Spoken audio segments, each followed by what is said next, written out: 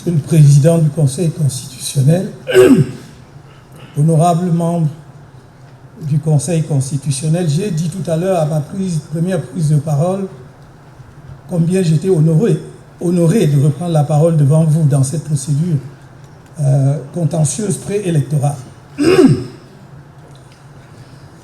C'est un moment particulier, mais je vais m'en tenir au cadre que vous avez fixé vous-même, Monsieur le Président, après les interventions brillantes de mes conseils, y compris ceux qui ont fait une intervention volontaire dans le cadre de la procédure engagée par M. Yepka, ma tâche est rendue extrêmement facile et je voudrais faciliter la vôtre en rappelant seulement ceci.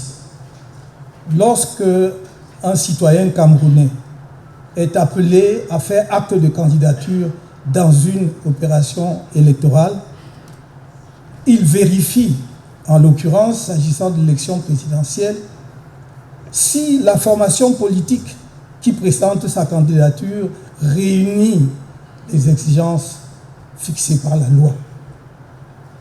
En l'occurrence, ce que j'avais à faire était de vérifier d'abord si le Manidem était un parti politique légalisé. Il est apparu très clairement que c'est le cas, puisqu'il a été légalisé le 9 mars 1995.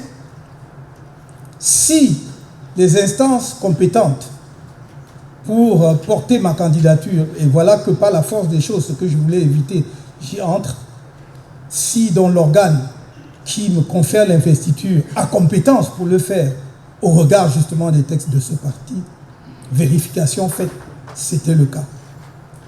Dès lors que ces vérifications sont faites par rapport à la conformité de l'association qui va porter la candidature du candidat, ce qui lui reste à faire, c'est de fournir les pièces requises par la loi. Et c'est ce que nous avons fait en vertu des articles 117 et 122 du Code électoral. Il n'y a pas une seule pièce qui manque. Tellement évident que nous remplissions toutes les conditions requises que Elekam lui-même, à aucun moment n'a signalé une pièce qui manquait. Dans la procédure qui a précédé la nôtre, on a signalé par exemple l'absence de la lettre de présentation de candidature ou bien l'absence du versement des 30 millions. Rien de tel dans notre dossier. Le seul argument que Elekam présente, c'est de dire pluralité d'investiture.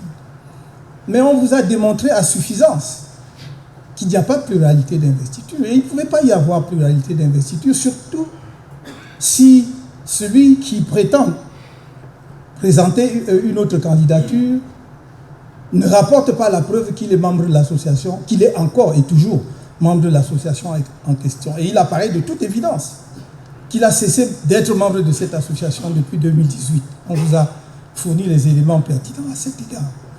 Il me semblait dès lors que la tâche du Conseil de votre auguste juridiction serait extrêmement simplifiée. De dire, en l'occurrence, ma modeste personne, est-ce que M. Kamto a fourni tout ce qui est requis par la loi? S'il a fourni, il n'y a pas de pluralité de candidature, puisque ce que l'on prétend être une deuxième candidature est une non-candidature étant présentée par quelqu'un qui n'est pas membre du Manidem, encore moins président de cette formation politique. Il me semble dans ces conditions, le problème étant ainsi posé, extrêmement simplifié, votre conseil, dans son infinie sagesse, comme vous l'avez fait tout à l'heure sur la question de la jonction de procédure, doit pouvoir reconsidérer l'argumentaire présenté par l'honorable rapporteur de votre auguste juridiction à la lumière des débats. Nous ne devons pas, vous ne devez pas, Monsieur le Président, honorable membre du Conseil constitutionnel, donner l'impression que les débats, c'est pour le décor. Qu'en fait, votre décision est gravée dans le marbre et quel que soit ce qu'on peut dire pendant des heures ici, lors de plaidoiries devant vous, ça ne sert à rien. Il me semble que c'est pour éclairer davantage votre lanterne pour que votre décision soit la meilleure possible. Je ne vais pas ici ça n'est pas le lieu, ça n'est ni le lieu ni l'occasion. Me lancer dans d'autres considérations qui ne sont pas proprement et exclusivement juridiques. En disant ce que je viens de dire, vous devez simplement, Monsieur le Président, conclure que c'est à tort que Elekam a rejeté le dossier de candidature de M. Kamto puisqu'il satisfait à toutes les exigences prévues aux articles 117 et 122 du Code électoral. Et en le disant, justice sera rendue. Je n'ai pas de doute que vous saurez le faire.